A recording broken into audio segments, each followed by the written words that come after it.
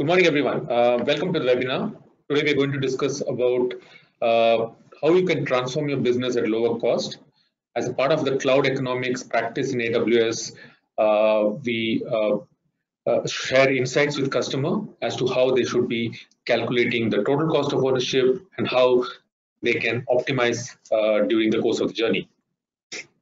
But before I begin the cloud economics in terms of the specifics about cloud economics, it's important to understand what sets AWS apart from others.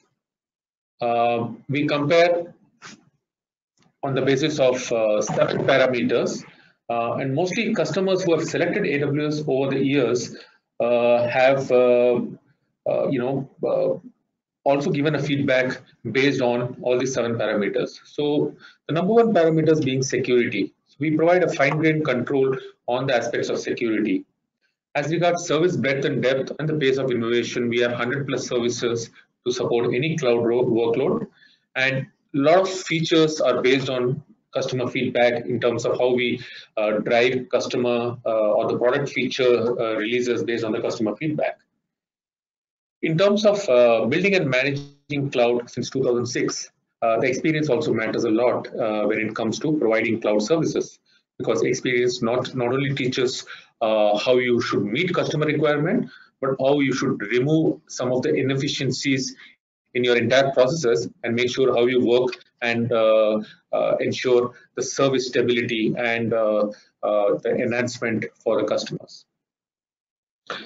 In terms of the global footprint, AWS Cloud now spans 55 availability zones across 18 geographical regions, and with one local region in Japan, and which also we have plans for 4 more region and 12 availability zones to be launched in the remainder of the year.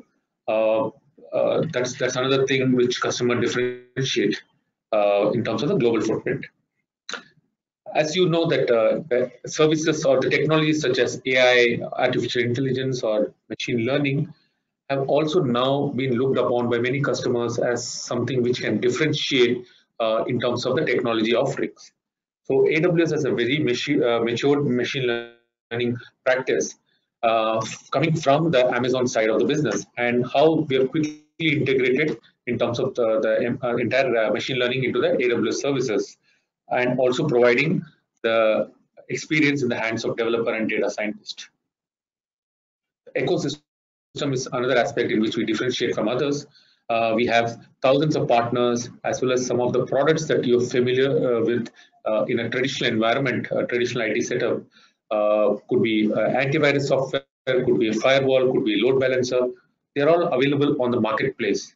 So I would strongly encourage you to go and visit AWS Marketplace to have look at some of these offerings coming from ISVs, who are more than thousands of ISVs who are listed there. ISVs are independent software vendors who listed their products on the marketplace. Lastly, the enterprise leadership position, which is being confirmed by Gartner year after year. In terms of how AWS is able to make distinction not only in offerings but also in the execution, right? This is the leadership magic quadrant in 2017, which Gartner released in terms of how AWS is helping position highest in the execution and furthest in the vision within the leadership quadrant. So with that background, let's get into the main topic of the day, which is the cloud economics. As it's been 6 to 7 years since AWS introduced this practice within as a dedicated and focused team, but we are still evolving. The reason why I say evolving is we keep iterating based on the feedback with the customer, and we try to make sure that the business case that we develop to the customers, or the optimization that we provide to customer once they move to the cloud, is based on it's from accuracy of the data is matching to the expectation as well as to the data that customers are providing. So if you look at the practice, the two sides of cloud economics, as we call it, the one side is business value and the TCO. or the total cost of ownership. On the other side, we have the cost optimization. So the business value and the TCO, business value team is a pre-sales business development function focusing on helping customers make the business case to move specific workload to AWS or to reduce or avoid cost and show how AWS provides accretive business value beyond cost savings. So the business value is beyond the cost savings, and it talks about different aspects of it, which we are going to look at as we go along. On the cost optimization, this is where once the customer migrates to AWS cloud, how the cost optimization team working very closely with customer helps them to save cost on a continuous basis. So it's a journey in which you build a business case, uh, identify some of those business value, quantify some of the business value, and then post migrating to cloud, how you can optimize your cost. How we do it is what we will look at in next 1 hour. But before moving on to the aspect of cloud economic specific, it's important to understand how cloud as a technology for last 10, 12 years has evolved, and it can be compared to what it was in the power generation. How customers or organizations or enterprises generated power. There was a time when power grids were not available, so every enterprises and manufacturing companies or large organizations built their own power infrastructure. Then we had a situation where the power grid concept came, which was a great invention, but it took time to, for customers to get accustomed because of the investment that they might have made. But then when they started tapping onto the power grid, they didn't have to invest on the building their own power infrastructure, and that allowed customers to access any additional enhancements or upgrade made to the power grid without any additional capex on the or the expenses on their part. In today's context, building your own data center, which many organizations, many large financial organizations or manufacturing organizations build, it was great because that time the data center technology gave them access to building their own environment rather than depending on someone else to build there for them, and also IT equipments like servers, storage, as well as virtualization technologies helped the entire concept of data center to evolve. But then when you fast forward it to the present scenario where the cloud technology is available, customers are able to tap into the cloud solutions without building their own data center or without depending on a co-location data centers, and able to run all the environments which they were running previously on cloud without any seamlessly and without any upgrades or without the pain of managing the entire environment. And what they get is also access to the feature-rich platform, which are at either as incremental cost or no cost. And most of the cloud platform is without any capital expenditure. So that's also another thing which most of the customers are able to reduce on the capex part. So the economics of the cloud are compelling, but it's important to understand why it would be compelling enough for many organizations, or in fact all organizations, to look into cloud technology. So if this dotted line is a predicted demand, in a traditional setup, you would invest on large capital expenditure, which means you may not be sure about the demand. You might have taken a guess, and you might go ahead and invest a capital expenditure because these investments are not done on a frequent basis. You factor a period for 5 years, 7 years, depending on when you refresh your hardware, and go and buy all those requirements for next 5 years or 7 years, whichever is applicable, and put in a sort of a large capital expenditure. But the actual demand can be something like what we see on the red line, which means it can be much, much lower than what you predicted, or it can be even more than what you predicted. So it's not easy to guess capacity, especially for an organization that could be growing. So what you have provisioned and what is the demand, if you see the gap That's the opportunity cost, which means you had an opportunity to provision lower, but you couldn't do it because you didn't know what would be the demand in 2 years' time, 3 years' time. You are not aware about how organization is growing, and then you went ahead and invested ahead of time, which means you had an opportunity, but then you had a cost of that opportunity. There was a demand which you couldn't predict, and it was more than what you have provisioned. So it can be a lost opportunity. Because why I say lost opportunity is if you're running a B2B application, it could be even business loss. If you're running even an internal application, internal workload, you had an opportunity where you could make a difference in terms of organizational productivity, in terms of providing the data at that point in time, because every company is dependent on technology to have a competitive advantage over your competitors who are operating in the same field, but you didn't have. So that's a kind of a lost opportunity. Now let's shift our focus to the yellow line, which is an automated virtualization. Or for a minute, let's assume it's AWS Cloud, which has ability to scale up and scale down based on the application's behavior, which means any spike coming in terms of incoming traffic, the applications and the infrastructure is automatically scaling up, and when there is no traffic, you're able to scale down, which means you operate on a base capacity and you scale up and scale down. Now, in this scenario, there is neither an opportunity cost, which you can see that there's a gap between the demand and the in terms of what you have provisioned, and there is no opportunity lost, which means you are able to meet up the demand. You are not providing anything which is a technology which can probably go end of life, and you are ensuring that you are operating at an optimum level. While we saw the economics of the cloud is very compelling, but the cost savings are actually only the tip of the iceberg, right? So we do have a concept of cloud benefit, and we categorize into 5 benefits.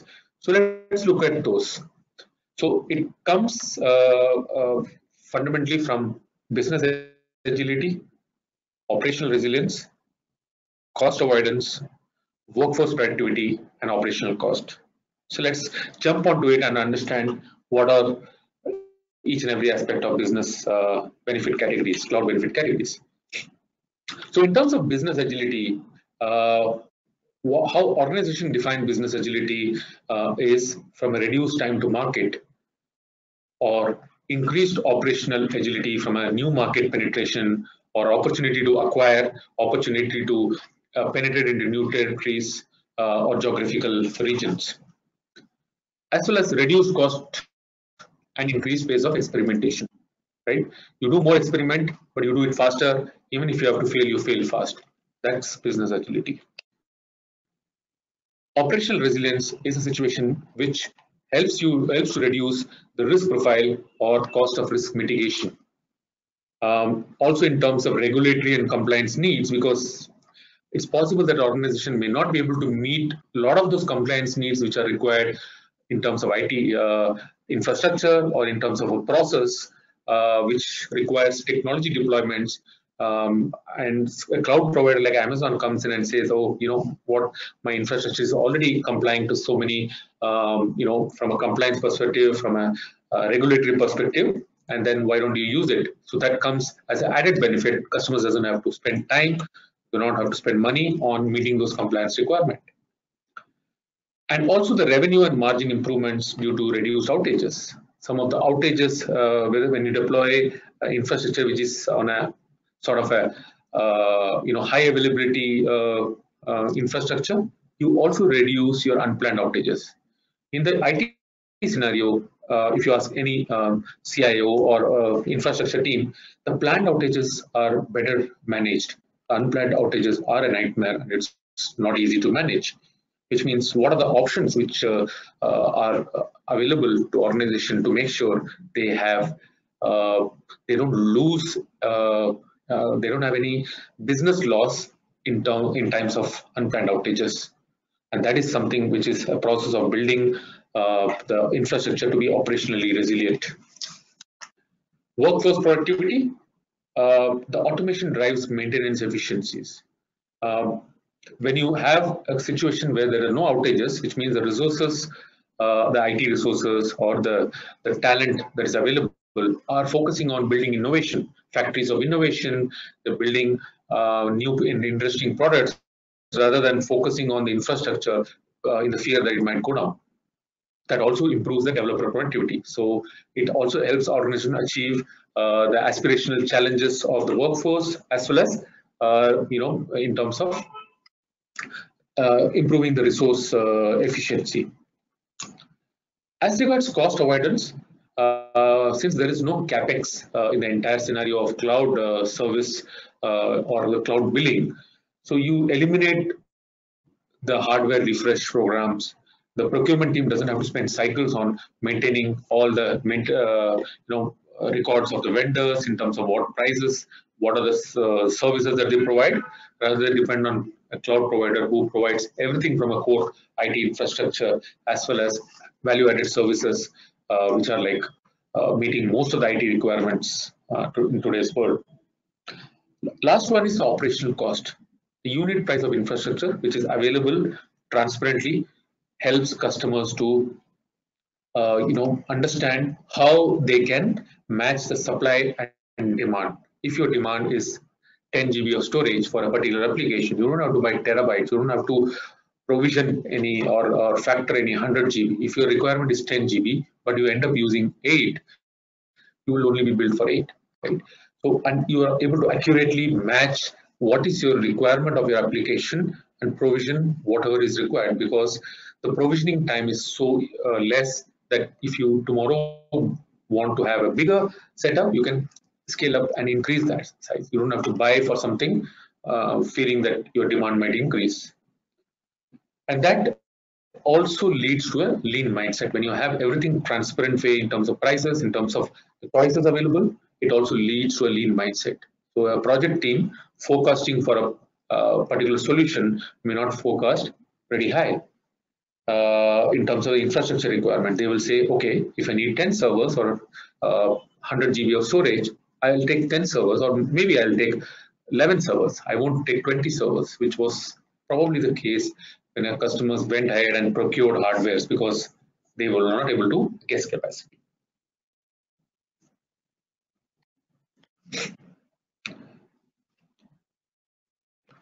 So one of the customers who moved their entire data center, they had 8 data centers across the globe and moved to AWS cloud, went ahead and quantified some of those business benefits which we saw in terms of how they realize some of these value. Some of these benefits are difficult to quantify before you move.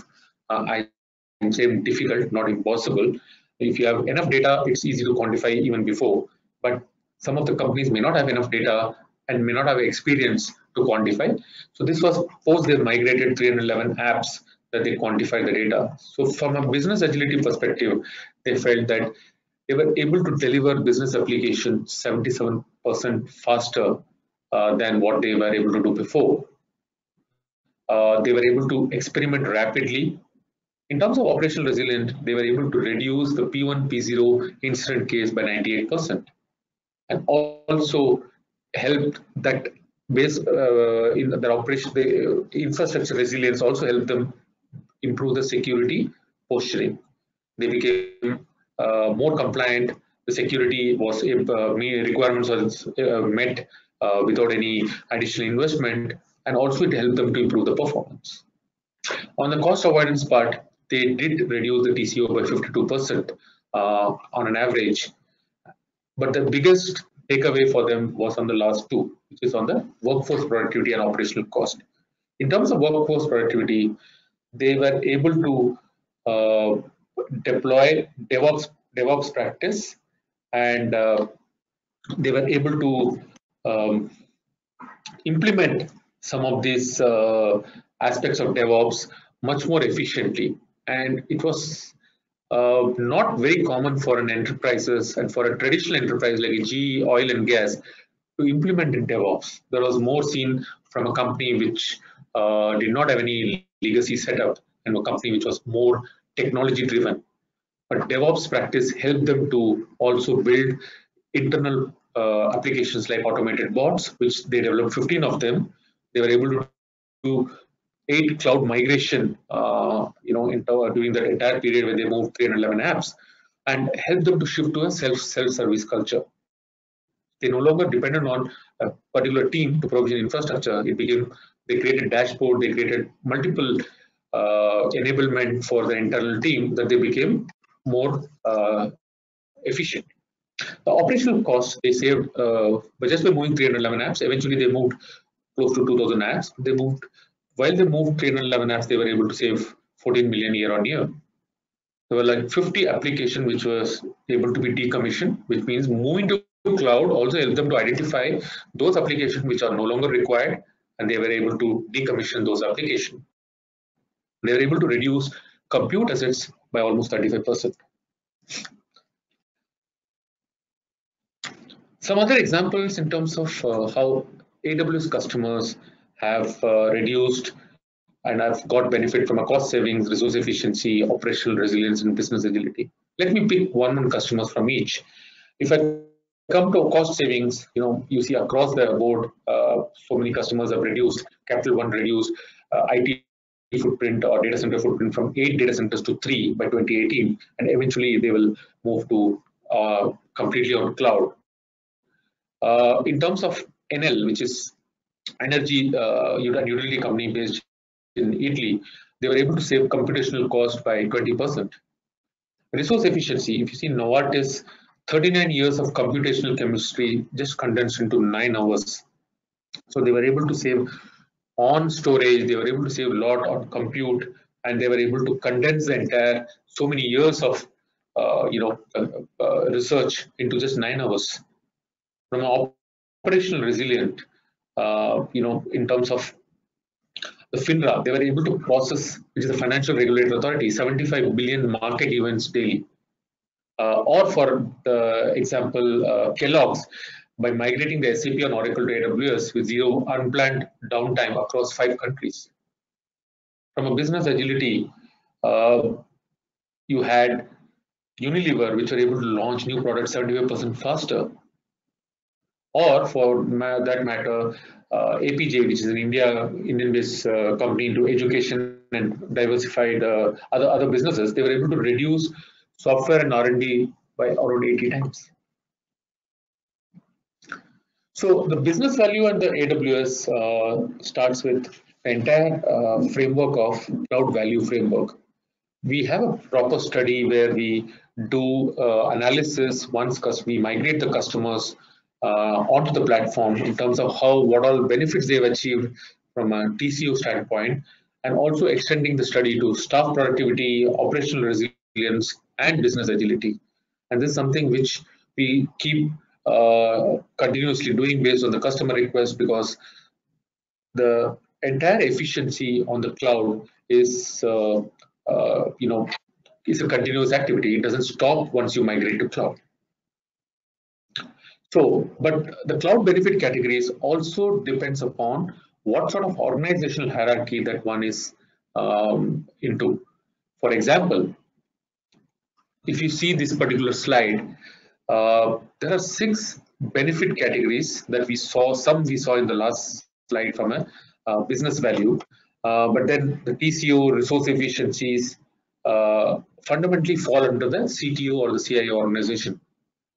The third one, which is accelerating application deployment, can be a KRA of an IT team, infra team, but in most of the organizations which are moving ahead on the digital native solution, as well as experiment or transforming digitally, they are coming as a part of the product team or the P&L heads. So accelerating application deployment is a very key function, because it helps organization to stay ahead of in a competitive curve, and also, as you know, that technologically most of the organizations are changing. It also helps them in terms of accelerating the application deployment, but that necessarily doesn't mean it could be a KRA of IT or infrastructure. But all the top 3, risk mitigation, global expansion, M&A or divestitures, absolutely falls under the top management or the strategic stakeholders in an organization. For example, a risk mitigation would be coming under the purview of CISO or a CIO or a chief risk officer in a financial organization. Global expansion or mergers and acquisitions are a very strategic in sense that the CEO or a CFO or the CEO might be fundamentally driving these initiatives, and the people who are in the second rung of leadership may only come to know at the execution stage or maybe once the activity is completed. Right? From a technology standpoint, the CIO might not have a complete visibility of how do we integrate this organization. So we'll see this all this benefit, but for today's session, we'll focus more around something called TCO, which is one of the important aspects of entire economics of the cloud, and how AWS helps customers build the total cost of ownership. So let's understand when we talk about total cost of ownership, what we are trying to define the total cost of ownership and how we are trying to define it. So from a definition, total cost of ownership is comparative total cost of ownership analysis, which is acquisition cost and operating cost for running an infrastructure environment end-to-end on-premises versus AWS. It's used for comparing the cost of running an entire infrastructure environment or a specific workload on-premise or a co-location facility versus AWS. It can also be used for budgeting and building the business case for moving on to the cloud. Third, it also used for paralleling an existing workload with an on-premise or co-location setup. Meaning, if a customer has already migrated to cloud, and after a certain point of time, you want to see if he has to move back to the traditional setup, does it still cloud is more economical, or the on-premises has become suddenly, or a co-location has suddenly become attractive. So we also help customers do a sort of a reverse mechanism. We don't see the trend happening in terms of customers moving back to the on-premise and cloud, but then there are justifications which needed to be given in an organization.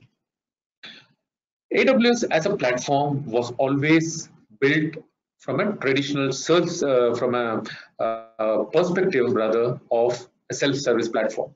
So customers who have been using us for the last 10 years, 11 years, maybe even 12 years, have always been reducing their overall total cost of ownership by using AWS. Let's look at the 4 ways in which customers have been using us and how the AWS has been helping customers reduce the total cost. So if you see, customers do not over provision and they remove over provisioning and they only pay for what you use kind of a model, they move into that particular aspect. And this was substantiated wonderfully by an IDC report in 2013, and also subsequently a report which followed last year, which is 2017.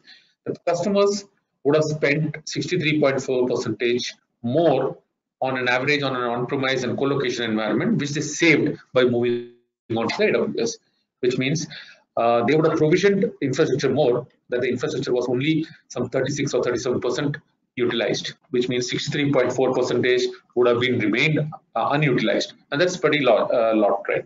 Even now, the situation has not changed much.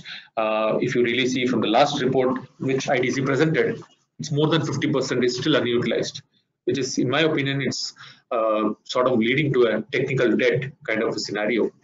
And how do you retire technical debt is something which most of the customers, most of the organizations are looking at moving to the cloud and thereby retiring technical debt.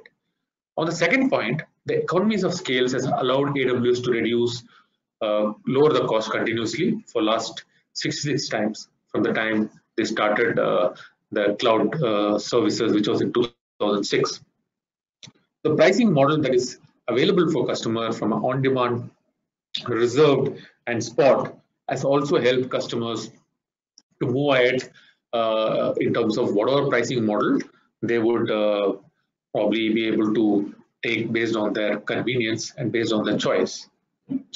As they grow bigger, many customers have availed of the tiered pricing, which is also available publicly, as well as volume discounts, which are also applied, which are available publicly in our website. One of the genesis behind all this thing is based on this quote provided by Jeff Bezos in his interview to Harvard Business Review in 2013, where he said, "We don't make money when we sell things. We make money when we help customers make purchase decisions." And if you see the diagram on the top, everything revolves around the customer experience, whether it is growth, whether it is traffic, whether it is lowering the infrastructure cost, lowering the prices, and how we keep lowering the infrastructure cost, which we have done 66 times in the last 12 years, is also something which I thought I'll share some of the insights around it to people who are part of this webinar. So this is what we call it as a pricing flywheel. And this is not very specific to AWS, but it's specific to across Amazon business. If you really look at the top, based on the reduced prices, we get more and more customers. When we get more customers, they consume more AWS services, which means our AWS usage goes up. For that, to meet the AWS usage requirement more and more, we need to provision more infrastructure. And we provision more infrastructure, we reach economies of scale. When we reach economies of scale in terms of infrastructure, we work with our supply chain, we work with our suppliers of some of these technology, and by working with them, by optimizing the cost, we lower our infrastructure cost. When we lower our infrastructure cost, we don't keep it with ourselves, we pass it on to the customers so that they are also able to get the benefit of the lowered cost. And if you see on the right hand side, the infrastructure innovation, the innovation that we are doing, and I have a slide which I will talk about the innovation in terms of how we have been releasing newer generation instances over the last 6-7 years, which means we are also giving a sort of tech refresh, which most of you would have heard in the on-premise environment, but in the cloud. But the only difference is you don't have any capex for the tech refresh. You are free to upgrade some of those newer generation virtual machines at any point of time. The other two good news are it comes with better performance. It also comes with a lower cost, which means you have an opportunity to save, opportunity to upgrade, opportunity to retire your technical debt. In terms of ecosystem, the global footprint, as you saw in the first slide, we are going to be increasing our global coverage. The global coverage is also a driver for increasing the infrastructure footprint, thereby achieving economies of scale and more lower cost. We pass the savings, as I mentioned, to our customers in form of low prices and continuous reductions. So this was the IDC study I talked about in terms of how 45% is what is being utilized, 55% or more is unutilized. And this is measured in terms of idle compute hours and usage, unused storage capacity for provisioned components. And this was a joint study done by Gartner, McKinsey, and IDC. But the part of this can be explained, it can be possible that a customer might have different applications. Those applications might be fluctuating, those applications might be part-time, and it could be cyclical. But then in a traditional environment, whether you are an on-premise or a colo, you end up provisioning for peak requirement for all the three kind of workloads. You don't have mechanism to scale up and scale down, and you don't have mechanism to turn on and turn off, which is there in the cloud. So what happens is most of the enterprises, they are operating on an on-premise or co-location, they provision it 24/7, and that's how the efficiency is pretty low. So the typical TCO consideration, or the total cost of ownership consideration, is based on these 5 factors. Now, we have a scenario where we compare with either on-premises or a co-location. So when we're comparing on the on-premises or the co-location, we get information from customers in terms of hardware. We get information from customer in terms of the software, OS and all. But when a customer says I'm operating on a co-location, he does provide the co-location cost. That's the facilities cost. But in on-premises, if a customer is running on an on-premises environment, that cost is very difficult to get because most of the facilities are run by the facilities team and it's part of the entire campus. Right? So it's very difficult to get a separate sheet unless until it's being monitored, unless until there's a mechanism to segregate the cost.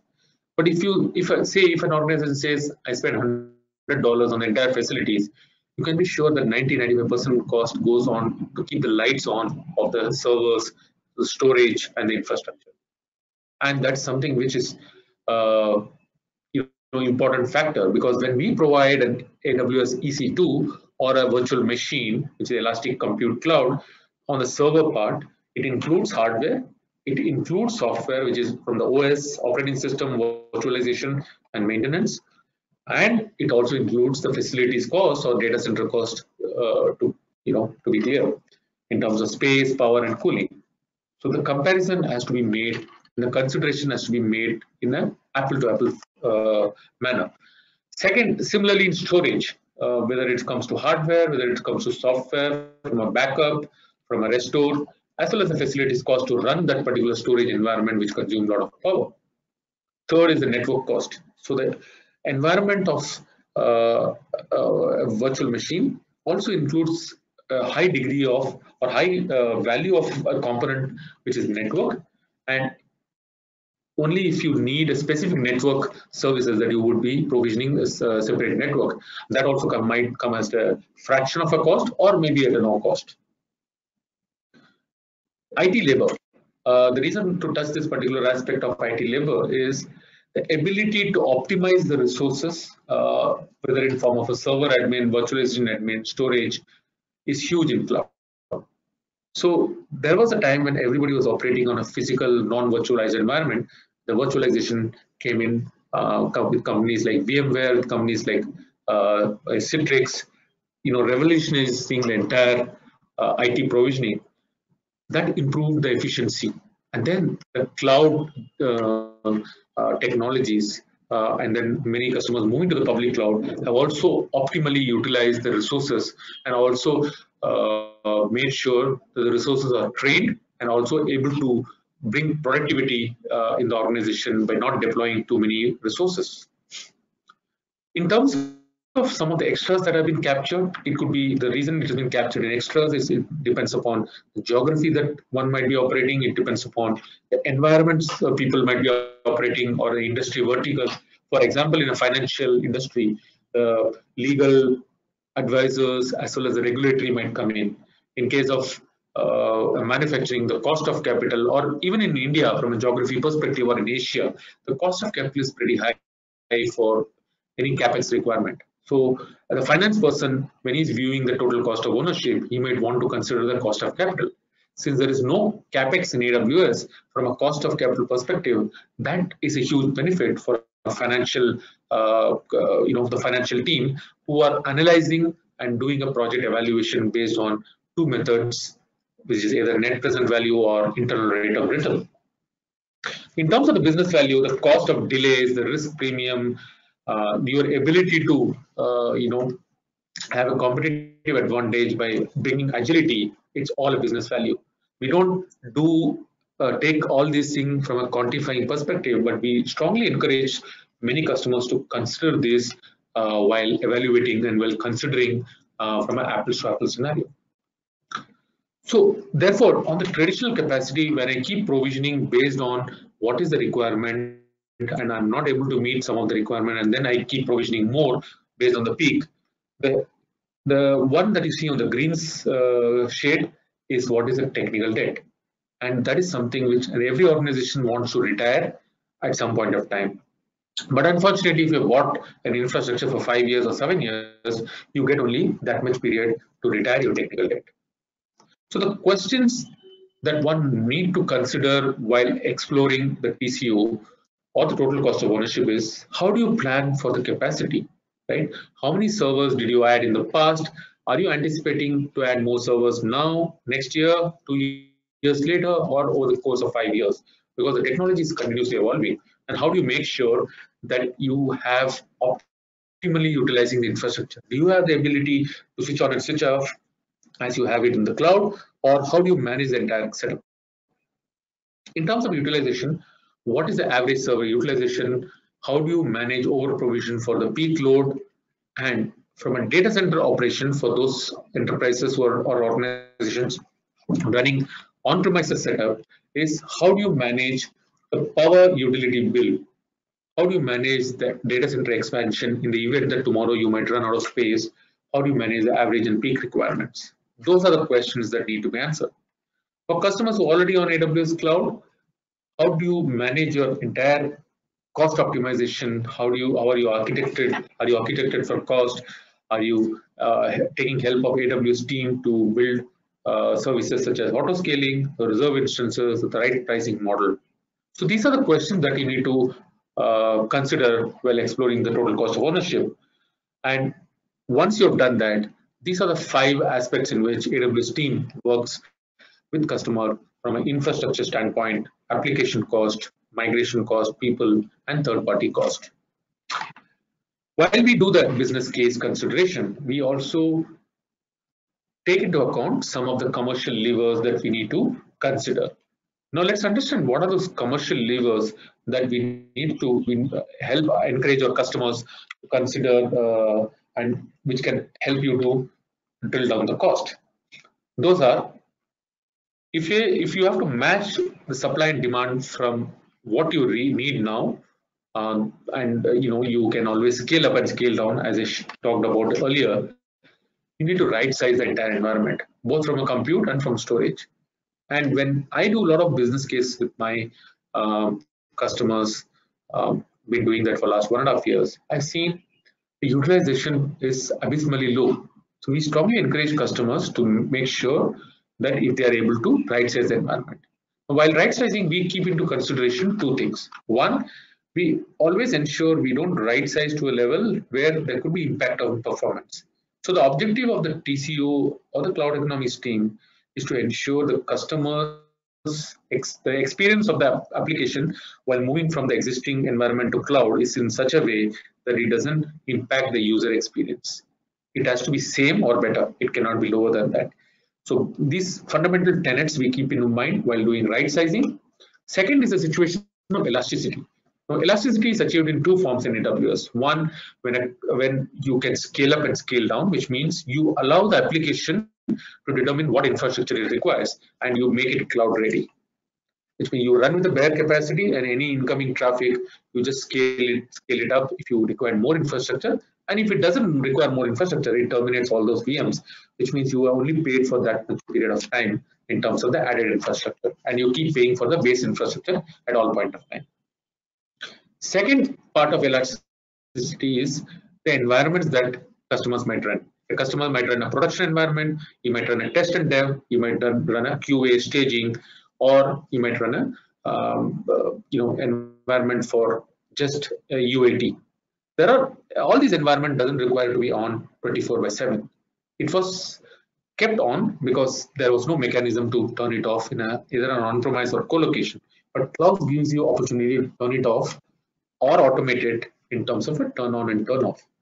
So those environments, for example, if they want to be on between Monday to Friday, if their office hours are between Monday to Friday, 8 a.m. to 8 p.m., if most of the people work during this time, which means it's 60 hours a week, 272 hours a month, or 12 hours a day, it's 36%. So you can automate it to start getting switched on at 8 a.m. in the morning, and by the time everybody finishes the work, which is 8 p.m., the infrastructure gets turned off, which means you don't get billed for the time you don't use, which also adds to the elastic nature of the cloud. Third point is, how do you lower the unit price by doing the right pricing model? Suppose you're running a production environment which needs to be on 24/7 by 365.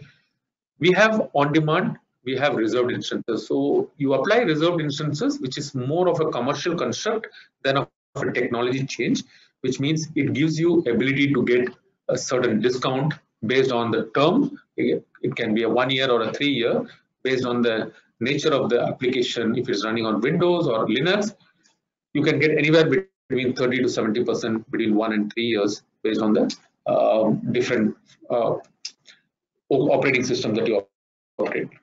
And spot instances is an ability to make sure how some of the excess on-demand capacity we allow customers to get a price which are lower than on demand at any point of time, and there could be saving which can be for up to even 90%. The spot, because it's an on-demand excess on-demand capacity, and based on demand and supply, the prices can vary. But at no point of time it becomes more expensive than on-demand, which means customer can run some of the workloads because it is excess on-demand. It can be taken away at a 2-minute interval. But then, what are the corrections or what are the actions that a customer can take? A customer wants to run or an organization can take is organization wants to run a particular application for 3 to 4 hours, and they don't have any dependency on if the infrastructure goes away, it can be probably started again. If they don't have any dependency on that particular data, if in the event of losing the instances, it might go away, they can use that. And other option is customers can even stop and hibernate the instances and restart when it is available to them. So that is another way which many customers use it for their CI/CD workloads, for their test and development workload, for their marketing, batch processing, Hadoop, big data, which doesn't require infrastructure to be on at the point of time. So please feel free to reach out to us. I'll be sharing my email ID at the end of the link. If in case you are interested for Spot, we can connect you to the relevant folks. Based on this commercial levers, I wanted to share an experience of one of the customer, which was an airline company in APAC, how when they moved on to AWS platform, they did a lift and shift. And lift and shift, by the way, is one of the important options which most of the enterprises are choosing because they are not able to optimize on their existing infrastructure, which is not flexible enough, which is not capable to scale up. So they take everything onto the cloud and they try to optimize there, which is a great way to save time and bring agility to the environment. So by doing this, they did a TCO, total cost of operation analysis, and they, based on the business case, they achieved a saving of 28% over running on the on-premises. But the real savings they got when they started doing right sizing, which helped them to achieve a stage which is called optimized lift and shift. And when they moved onto a further optimization by doing serverless, containerization, higher level services, they increase the saving to another 17%. So over a period of time, they achieved a 55% saving than what they were running on an on-premise environment. And at this juncture, it is important to understand this particular entire optimization journey because this is a continuous activity. Which means what is continuous is the first case is, which is shown in the dot, is the on-premise to the lift and shift, which is where the company got 28% saving. And the second onwards, which is the instance right sizing onwards, it's a continuous journey, which means you do instance right sizing now, improving elasticity. As I said, elasticity is a two aspect of turning on and turning off, and how do you leverage some of the services like auto scaling to build elasticity in the environment, and then storage optimization.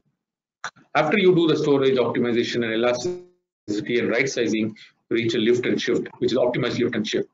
And based on the serverless architecture, managed services, measuring and monitoring, which is where the cost optimization function of AWS kicks in and helps customer to reduce cost, the customer reaches to a place where it's a replatformed AWS optimized. Then based on the new technology adoption, based on the services that we are going to be releasing in the future, there is further level of optimization which a customer will be able to see based on the environment that is going to be growing continuously. Now, another aspect which I thought of sharing was how we keep releasing newer instance type. If you see this particular section, we had a price, we had a M1 large way back in 2012. And M3 large was introduced, which was with a better processor, but much cheaper cost. Then came the M4 large, which is still available in most of the regions. And then we released M5 large. And all these are at the same specification. But if you see, the prices have dropped from the time we released this. This is outside of the 66 price reduction I was talking about. Whenever we release the newer instances, it comes to the lower cost. the good part is it also comes with better efficiency. When you have better efficiency, it's possible that you might have an opportunity to right size, because if one is 30% or 20% efficient than the previous generation, you're able to run with that much lesser capacity, because you may not require, you might have a lower capacity benchmark, but then these instances might be able to give you better ones. So this is how we are helping customers to move to a latest generation instance. The good part is this is whenever it's available, customers can move to the latest generation instance. In terms of the price reductions, I thought of highlighting some of the last 15 AWS price reductions which is being done, and this is something which you can see. There's a it's there in the blog on AWS side, and you will be able to get all those details of what last 66 times we have done the price reduction. So that was on the TCO part. I'll just quickly take you to in next 20-25 minutes in terms of, before I start taking the questions, in terms of other drivers. So the resource efficiency is also an important driver. Now, a lot of customers want to know, how is my world different from what I use today in AWS than what I've been using in traditional on-premise infrastructure? What does that mean to me in terms of efficiencies?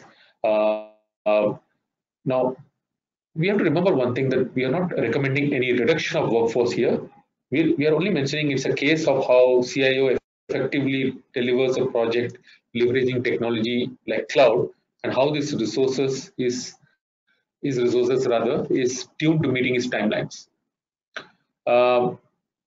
Now, some of the database administrators or storage managers become more productive.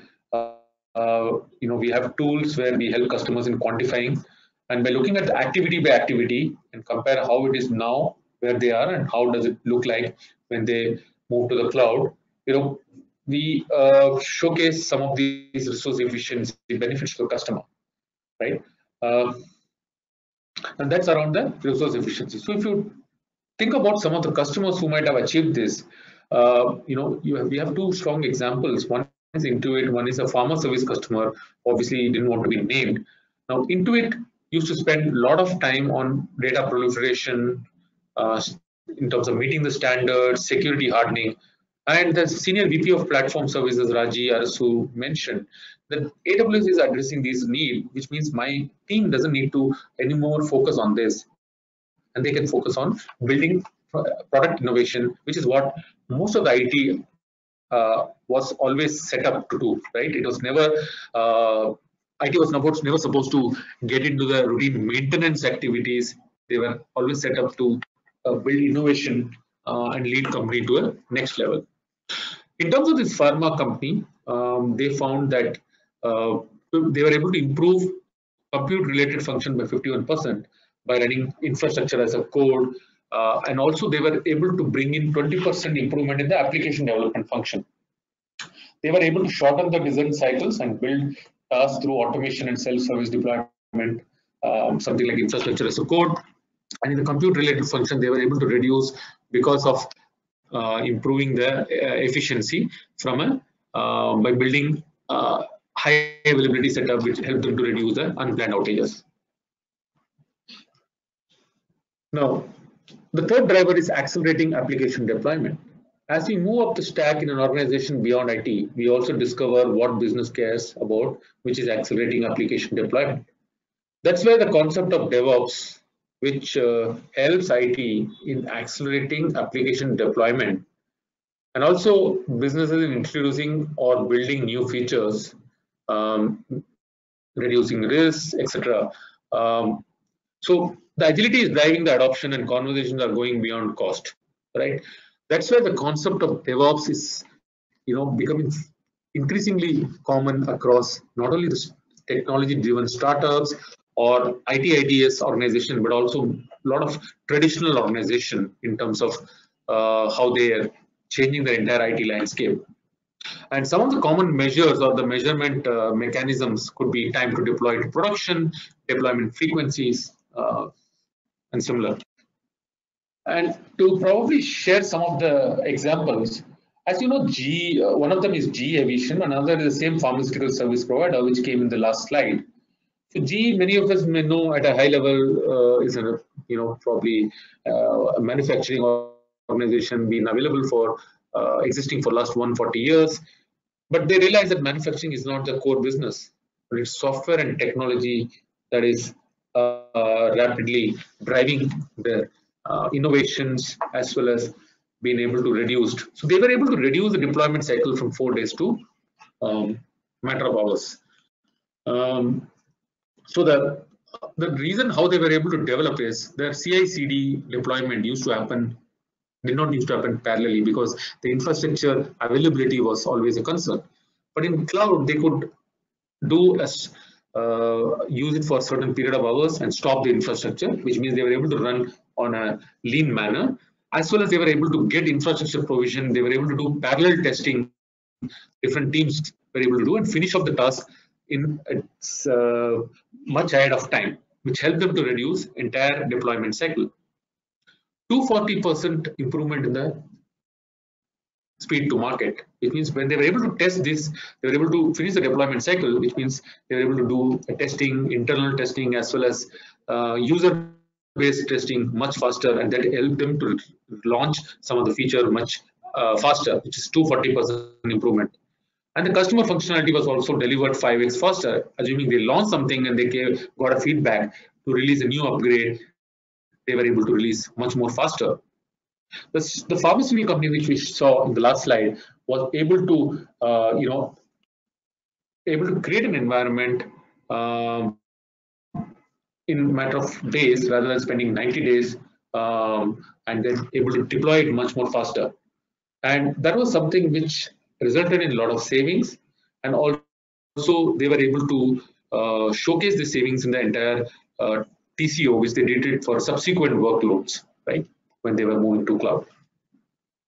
The driver fourth, which we saw, I mentioned that risk mitigation, which is more of a CIO, risk officer, or a CISO KRA. This particular enterprise was SICO, which is one of the leaders in the container logistics, and they were operating in Europe on a primary data center and a disaster recovery, running some of the mission critical application like SAP, and they realized that whenever they used to add a downtime in Europe, the main problem was data recovery, right? They were not able to recover data, as well as they were also afraid of the security, entire infrastructure getting compromised. So what also happened that they had to move to Singapore because their global infrastructure shifted from London to Singapore, and once they moved, they were also evaluating different infrastructure. So they started testing AWS, and during the entire testing, which went for a few months, they realized that they were able to recover data in time, and also they were having better administrative and security control using AWS IAM, CloudWatch, and CloudTrail. In terms of security and performance improvement, entire thing improved by using VPC and Direct Connect.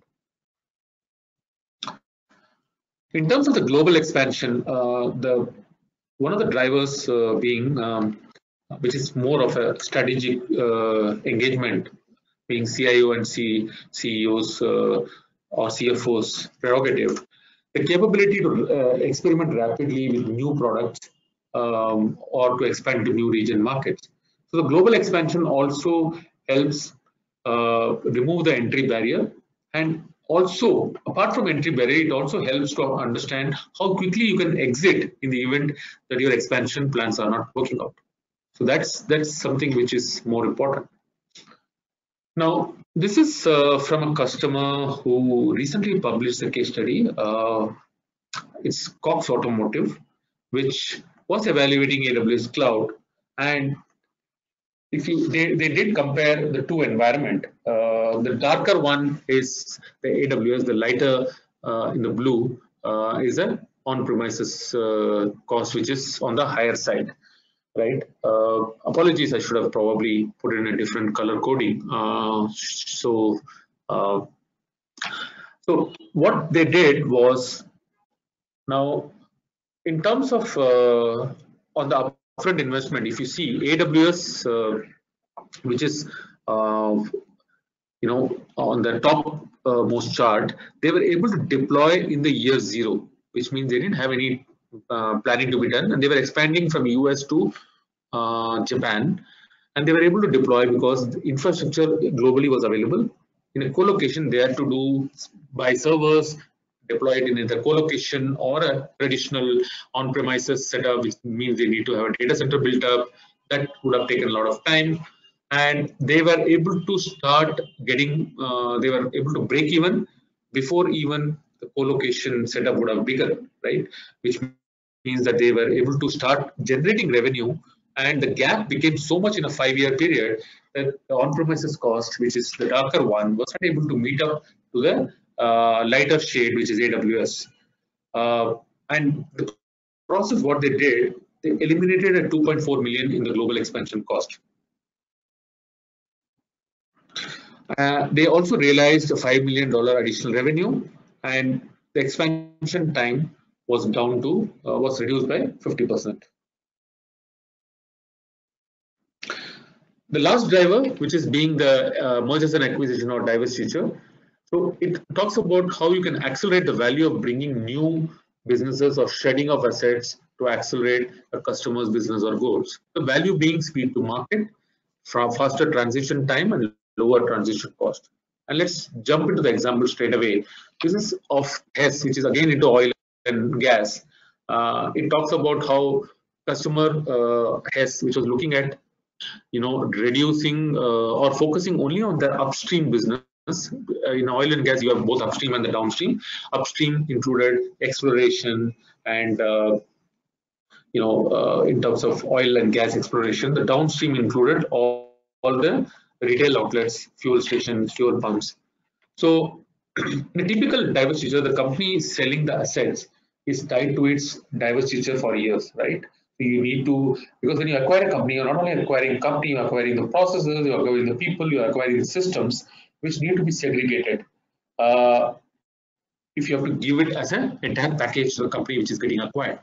There could be an application dependency, there could be a technology dependency which might be taking time in terms of the entire transaction getting completed, which is what the transition time is all about. Now, IT services needed to be split in this case, data centers needed to be moved, legacy systems like HR, finance may need to be split, and it was a very complex environment. It was running on there were multiple applications running on different technology platforms. It was very complex. The benefit that X got was they were able to accelerate focus on their upstream business. They were able to reduce transition time from 12 months to 6 months. What they did was they started leveraging AWS cloud. They were able to segregate, because what they found is if they had to do all these things, they had to invest on additional capex, right? Which was one, they would have to wait for the capex to be delivered. Second, they had to wait for the entire application to be delivered, and that took a lot of time.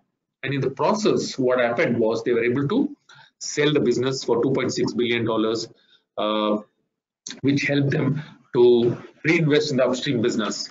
Now, this was at the time when the stock markets and other, the entire sentiments of the industry was not great, and they were still able to get a better value.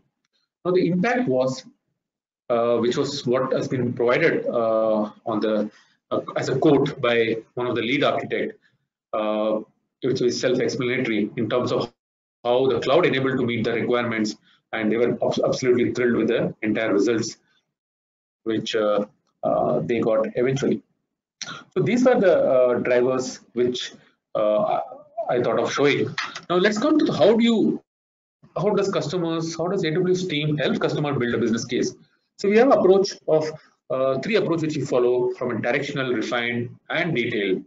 Now, directional business case is based on the inventory, based on the data that we collect on the infrastructure aspect, which is on the compute, storage, network, IT labor, and other applications or high-level, high availability or a DR that organizations want to achieve. Based on the infrastructure details, we provide a directional business case, and we come back very quickly in terms of how you can present that for making a compelling business case to move to cloud. On a refined aspect, we also try to refine based on Do you want to phase out the migration, or do you want to do all lift and shift, or how do you want to do the migration? Based on the approach that the organization might be sharing, we refine the case, which means we might give you a phase-by-phase migration projection, a cash flow projection, ROI projection. A detailed business case covers a lot of details from a it is more accurate and precision. I'm not saying it's not, the others are not accurate, because on a high level, we take certain assumptions and we have a plus minus 30%. The objective of the directional and refined is to take a decision whether to go or not to go to cloud. That's the first level of decision. But eventually, when you're moving to cloud and you're presenting the financial statement, the detailed business case helps customers take the decision that, okay, let's start the migration process. And that is the detailed business case is the one which kicks off the entire migration activity. And some of the output that we derive out of the directional business case could be something which can come at a very high level. And then we iterate on this particular aspect to build a detailed business case with customers. So how do we collect this data? So we have a methodology where we have a data collection template which takes into the aspect of non-virtualized physical servers, virtualized physical servers, storage, network, and labor. So we have the infrastructure cost, which is bulk of the cost for the organization, and based on that, then we put in and then provide the business case, which can be a directional or a detailed business case. Now, once that is done, the customer is migrated to cloud. Organizations have achieved their objective in terms of migrating to the cloud, but the job doesn't end there. So this is where the entire cost optimization, which is a proactive way in many cases, where AWS team reaches out to customers to say that, okay, you know what, you have an opportunity to save cost. Would you be keen to do a cost? I don't think any organization will think twice not to reduce cost. So this is a very initiative which AWS follows in terms of how we are able to reduce the cost by implementing the cost optimization initiatives. Now, the cost optimization philosophy is going from pay for what you provision to pay for what you need. So when you move to cloud from your existing infrastructure, if you have been running on-premises or a co-location, is pay for what you provision, right? You add right size and you provision. But is what you provision is what you need? May not be the case in every situation. So you need to get a mechanism of how you can optimize based on what you need, which means you need to know your usage patterns. You need to know how been utilizing, how been optimizing, and that's where the cost optimization team has built in AWS has built an entire mechanism of how to optimize your cost. Now, these are based on these 5 pillars. Right sizing your instance. So when you go to the cloud, as I mentioned, that you keep getting newer instance types. It's possible that you might, when you move to a newer instance type, on the same configuration, your utilization might drop because the performance efficiencies increases. So you have an opportunity to right size. Then you have an opportunity to even increase the elasticity because you are going to bring in new workloads. Because you find the cloud more economical, you're going to make everything all in cloud transition. You also have to keep doing cost optimization from a pricing model. If you feel that your pricing model is best in terms of on-demand, you'll have to choose an on-demand. If your pricing model is based on reserve instances, based on the number of hours the server is running, the reserve instances have to be chosen. The storage entirely changes when a customer moves from an on-premises or a co-location to AWS. So what happens is most of the storage are provisioned in one storage box, which could be a storage area network or a SAN, or a network area storage is NAS. In AWS, we segregate the storage based on how you're going to be treating the storage. If it's a file storage, we encourage customers to move into the object storage. If it's a file or a folder, if it is a storage which needs to be, have a continuous IOPS or read and write capability, it should be on EBS or the block storage or persistent storage. Even within persistent storage, you might have a storage which is magnetic in nature or based on HDD technology or based on SSD technology. Right? All these are available. And in case you have been running something like a tape-based storage, how you can move to high durable disk-based storage, which is called Glacier, but then also helps you to lower the cost. And then there are methods like lifecycle policy, which helps you to move from one storage to another in the object storage and build automation, and also makes your environment resilient. And also function as a service, which is the last one, which is a design for cost. One of the aspect of entire thing is on the serverless aspect of the cloud, which is how you can build function as a service to make sure you don't provision infrastructure, let the code invoke compute, right? The code or the application that you build can invoke certain infrastructure to be available for on-time provisioning. So if you consider all those 5 pillars as a great good intention, which everybody wants to do when they move to cloud, you cannot have good intention without having a mechanism for optimization. And that's where the entire concept of mechanism to build in the cost comes in. And that's where AWS team works closely with the customer to build a COE kind of a function and helps customer optimize the cost. So with this, I have come to end of my presentation, but I would like to probably start answering some of the questions that I might have got doing that. So can I request the panelists to give me the questions?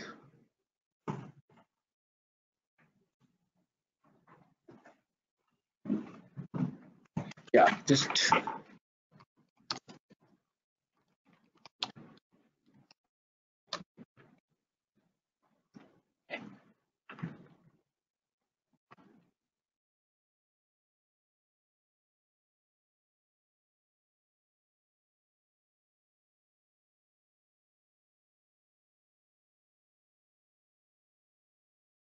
so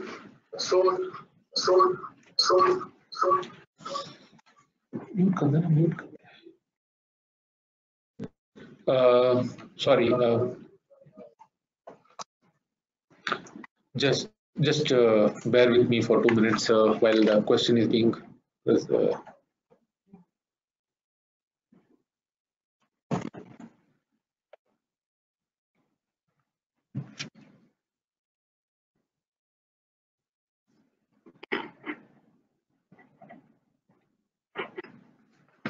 yeah. So the first question I would like to take is on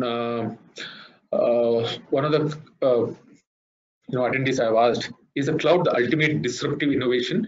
What are the cloud disruptive? Which are the cloud disruptive technologies? I certainly believe, having been there in this entire industry with AWS for almost 6 years, and prior to that with companies who have been also believing in cloud, that yes, it is definitely no two ways about it. It's been a disruptive technologies. The good part of the cloud is how the cloud, especially companies like AWS, has been innovating and helping customers to continuously innovate, right? And a lot of newer services which are coming as a part of the cloud offering are also helping customers. I would like to probably help you to Google for an article which was published last week. This was with traditional enterprise like HDFC Life Insurance, where the CEO of HDFC Life Insurance, who have adopted AWS Cloud, has mentioned that by adopting to AWS Cloud, they were able to disrupt themselves. And today's world, any business which cannot disrupt themselves cannot disrupt others. Its first stage is to disrupt themselves. And a good question. Another question is, does migrating to the cloud require to re-engineer the application to efficiently use the cloud? In some cases, yes. Depends upon how you have, what sort of state the application is. If the application is less than 4 years old, it was always built as a cloud-ready application. Any application which is tightly coupled may not be cloud-ready, and that's not specific to AWS Cloud. It can be specific to any cloud platform that you look at. You might have to do some changes, but having said that, we also have some of the customers who have,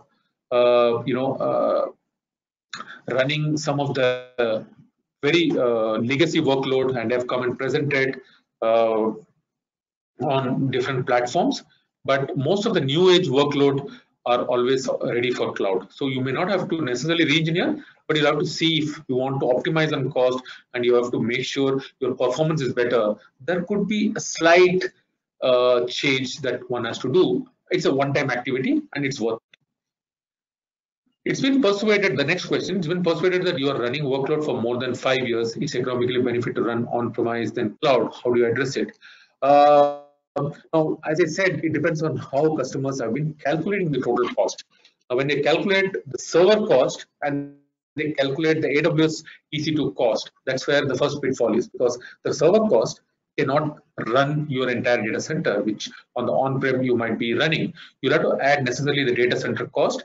You'll have to add network cost. You have to add service cost, upgradation cost, and also the business value. If you look only from the cost isolated way and not achieve the business value, then somebody is definitely sitting to disrupt you. Having said that, you can probably reach out to me. I think shared my email ID. My colleague has shared my email ID. Please do feel to reach out to me if you are looking for any specific inputs. But we have more than million plus customers and traditional enterprises, banks, financial institutions, telcos, all running on cloud. If that was the case, they probably wouldn't have taken the decision, right? And that would be sort of perception which might be playing, and we would like to probably help you correct that. How do you differ AWS prices with other cloud vendors like Azure, which has lower prices than AWS? I don't specifically agree to that because first of all, we don't talk about competition, but I'll generally talk about other cloud providers. Now, most of them are in a sort of a catch-up situation in terms of the AWS cloud has been the oldest, the first move into this. We believed in the cloud much before anybody else believed in the cloud, and when the technology became or the opportunity became huge, everybody started jumping onto that. In terms of the prices, on the public prices, we do not believe that's the case. But anyway, happy to help you in case you have any clarification to that. So you need to understand if a particular instance from a configuration, from a technology that is using, right, is same. So if I really look at a parallel, I should not be comparing a sedan from a specific company to a sedan from another company, though both of them may be sedan, both of them may be four-wheeler, both of them might be having the same thing. It might have an added benefits which needed to be added. So we need to do an apple-to-apple comparison to see whether some of the prices are same or different. Now, TCO is only for migration cost? No, not necessarily. TCO is also for, while it is done for migrating to the cloud, but it is sort of a exercise which is done when a customer wants to compare what environment is presently running. If you move to the next environment, does he get any benefit? How does the cost compare? So that's why the TCO exercise is done. How do containers adding further TCO benefit? Any quantitative analysis? Yes, we do have a lot of cases, case studies as to how the containerization has helped many customers achieve business value as well as compelling case. So I would request this person to drop in the mail, and we could probably connect offline. Is there a repository of use cases which we have optimized cost for customers? Yes, we do have, and I would request the person to share those details. We will probably. So another question that is coming is, in the current scenario, there are multiple cloud vendors, Amazon, Microsoft, Google, and so on. So how does AWS differentiate over them? So the first slide, in case this person missed that particular presentation, is when I talked about how do we compare AWS with others. This was the slide which specifically compared. As I said, we don't normally talk about some of the people. Normally, it's not our practice to talk about competition, but we differentiate ourselves in the 7 parameters of security, global expansion, in terms of machine learning, in terms of the way we are able to drive down the cost, the culture itself of how we help customers take the feedback, work backwards, as well as some of the industry analysts who have talked about how we are able to reduce the cost. And also from execution perspective. The next question is auto scaling, can we degrade the HDD? So auto scaling is on the application front. On the storage, which you are specifically asking, you have an option to lower the storage volume and based on your utilization. So that yes, the answer to that is yes. You are able to reduce, but on the auto scaling, it's more at the VM level in terms of how you scale up and scale down.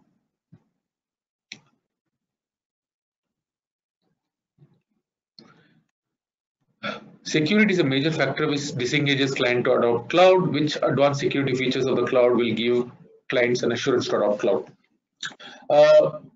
Maybe I would like to slightly disagree on this question. There was a time when security was one of the important aspect or the first question to be asked. Now customers are not concerned about the security because you have enough use cases of compliant industry customers who are who require greater security, like financial services or customers operating in a compliant industry would need. The questions are, what specific areas of security that we cover? We have a whole lot of detail on our website, so please feel free to visit Security Center on our page website, and you'll be able to get more details on the security aspect. The next question which is coming is, what is your take on cloud brokerage, especially how customers can provision between on-prem and AWS seamlessly? I'm sorry, I don't understand this particular question around the cloud brokerage. If you're talking from customer perspective, cloud brokerage or a service provider perspective is something which is not clear to me. So I'll move on to the next question. When you opt for a VPC, whether auto scaling, RI, and spot instances included is available. So VPC is where you will create the environment. Based on the environment, you can obviously run. So as I said, RI and reserve instance is a commercial construct on the top of your instances that you provision. So yes, you could do that. And you could implement elasticity, which has a situation of power on and off when you don't need it. It's based on how you automate the entire environment. Next question is, are large enterprises aggressively implementing machine learning initiatives, especially in India as a market? The answer to that is yes. Now, is there a mechanism by which we can find feasibility moving to cloud, especially legacy and application?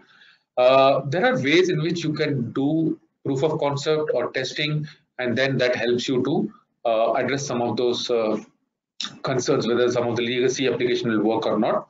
And that's a great way. And good part is, if you do even run a POC, you could run in a more efficient way in cloud rather than buying certain servers and then doing a proof of concept as you would have done on an on-premises environment. The question is, we have knowledge of how cloud works. We are looking to implement this for about 70 users on SAP, hosting, prod, dev, QA.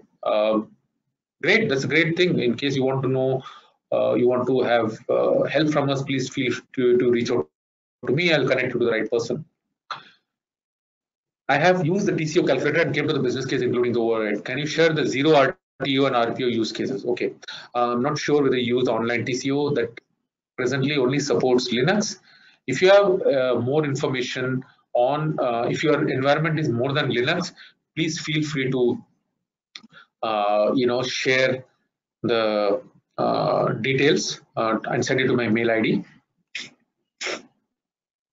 In TCO analysis, you have mentioned backup costs as part of storage costs. How does Amazon support traditional backing up of data and maintaining extension as per business retention policy? Great question.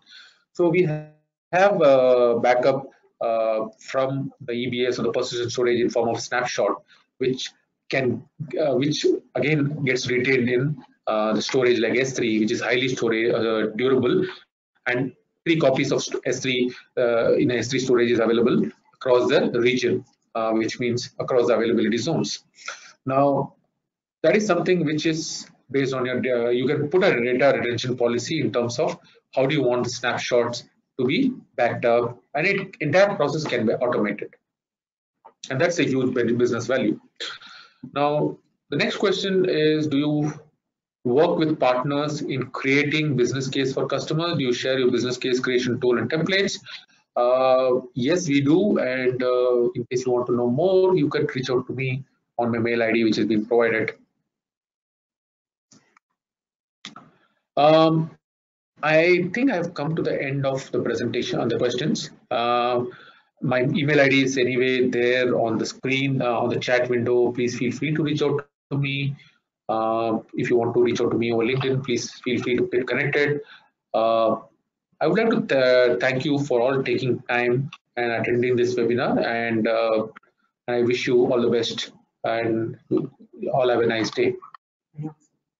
And we have a survey right now, so I would request if people can participate in the survey and